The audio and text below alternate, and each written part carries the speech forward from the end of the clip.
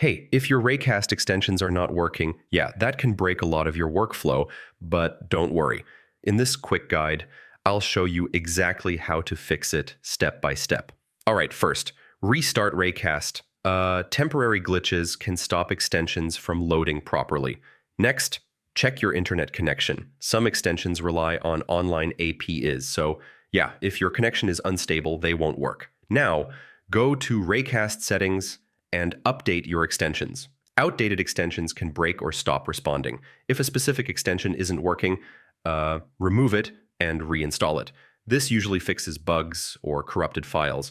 Also, check permissions. Some extensions need access to files, apps, or system features to work properly. If the extension connects to a service like Notion or Google, make sure you're logged in and your API access is still valid. Make sure Raycast itself is updated. Yeah. Sometimes extensions stop working because of compatibility issues. If it's still not working, just restart your Mac. This can fix deeper system conflicts. And yeah, that's it. One of these steps should fix your Raycast extension issue and get everything working again. Thanks for watching, and I'll see you in the next one.